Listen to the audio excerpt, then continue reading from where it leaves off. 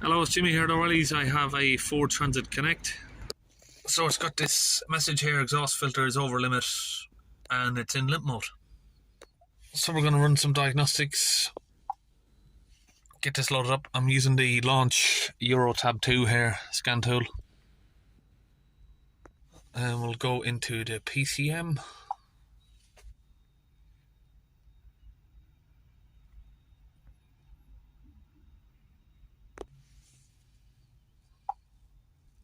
Retrieve the codes.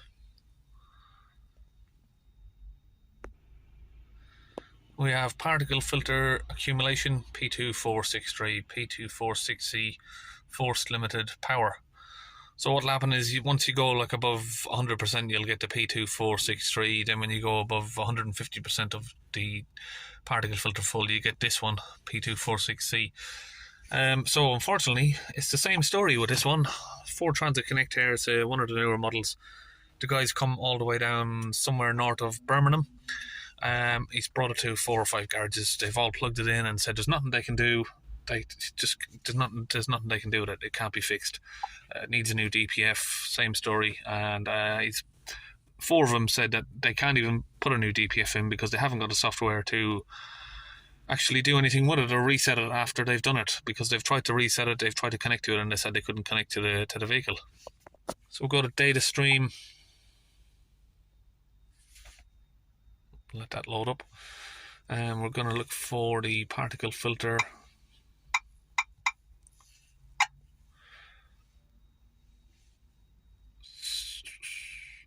Particle filter there. We'll just click a few of these. So here we're in.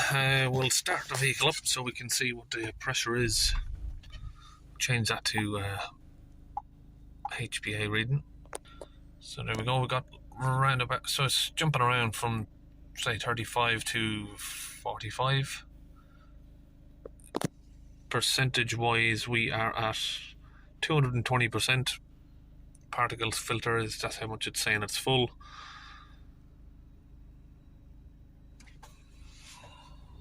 So let's accelerate up to, sorry, I've gone a little bit past there. Just try and get up around 3000 RPM if we can. 200. We'll just give it a full rev. We'll put that on a chart there. If we can press it. So we'll see round about where it's jumping around there, sort of mid 40s. Give it an acceleration up. It's peaking up to about 400. If we hold it on 3000 RPM, we'll see where it sort of stands around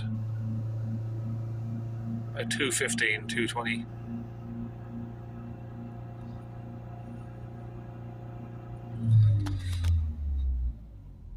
So I just got a banner open there. It's the newer model of the DV6, which I think they call the DV5, 1.5 cylinder diesel.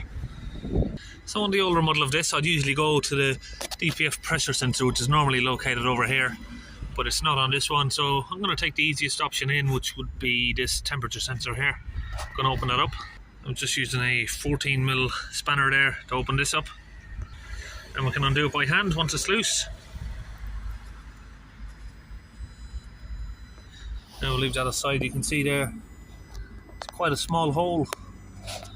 We'll get in there. So as usual, I'm going to use the Launch UK particle filter DPF cleaning fluid. And I'm going to put that in the Launch gun. So we've already half filled it with water. We're going to use a 50% mix. So it's going to be half diluted with water until we get it up full.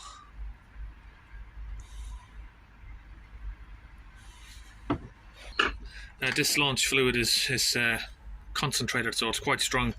So you can use water in it, and the water does actually help it. You can see there from the bubbles that the water helps it oxidize up, which will help improve the efficiency of the clean. Okay, so I've got the compressor there hooked up to the DPF cleaning gun, and we are using this little cone here just to hold it pressed in, and then we'll squeeze the fluid in. So we've just been squeezing that in there. You'll get a little bit of it coming back up. So we'll just hold it blocked for a few minutes until it settles this way down. So now all of that fluid's in there. What we're going to do now is fill a second bottle up with the other half of the launch fluid, and we'll run a second bottle in while the engine's running. So we'll just start the vehicle up there, and we'll just get that fluid squeezed in.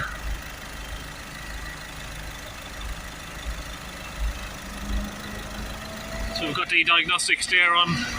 Just tighten that up by hand, and then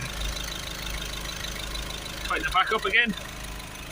Okay, now we're just going to give the vehicle a few revs.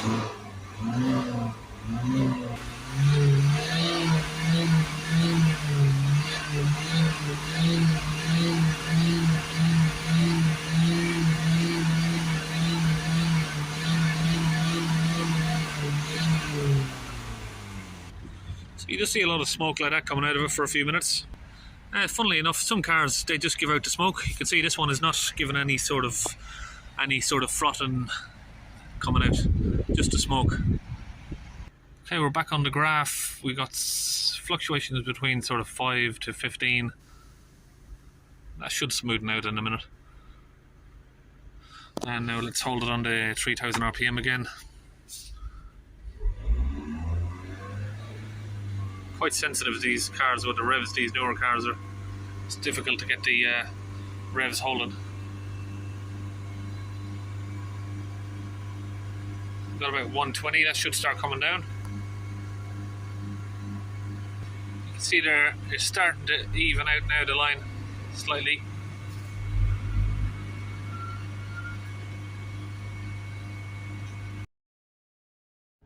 So I've just cleared the codes and we'll take it for a test drive.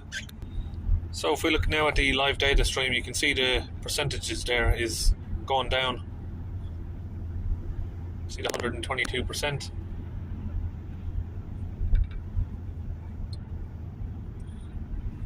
It's gone back up a little bit, but it's going to be coming down. You see there, it's at 122 now. 120. Slightly coming down.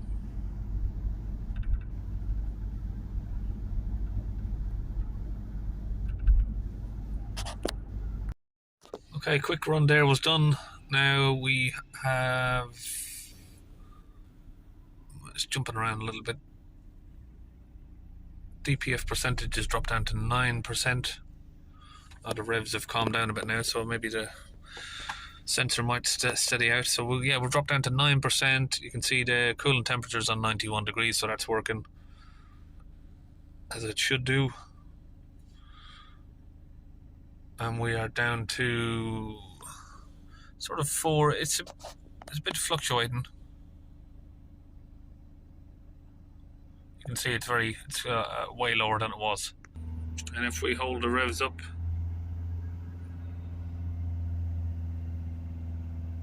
we got around 60 to 70. So that's exactly on the same revs that it was on before we done the clean. We'll let it idle. Just go back in and check if any of the fault codes did pop back up. No, fault codes are now gone. And what we'll do now is just go back in. You can do it through special functions, but on this we're going to do it through common function. We'll go to the DPF and we will reset the particle filter learned values. So I'm going to turn the engine off, just switch the ignition on. We'll reset the learned values on the DPF now.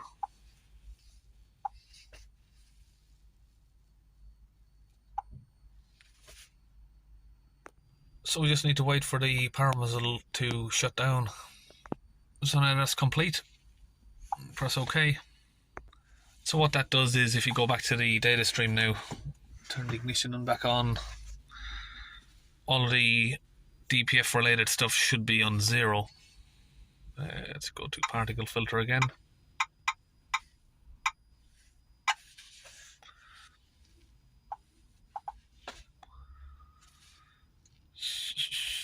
So we have particle filters, soot loading 0%. They're all on 0% there, except the voltage, of course, and the temperature. So these vans for DPFs, it's very rare for me to actually see one of these. You don't see many of them come in really. But I think what a lot of people have been doing in cold weather recently is actually just sitting in the van, letting it idle for maybe half an hour in the mornings, and then when they're out on the job, you know, they'd sit in the van for half an hour while it's running, just to keep themselves warm. And I think that's why we've been getting a lot of these sort of DPF related issues lately. Seen a few now as motorhome versions as well that have done exactly the same thing. So if we look just down here now, we have the AdBlue sensor. It doesn't need that, but he just wants me to do it as a maintenance, just clean it out. So we're going to do that.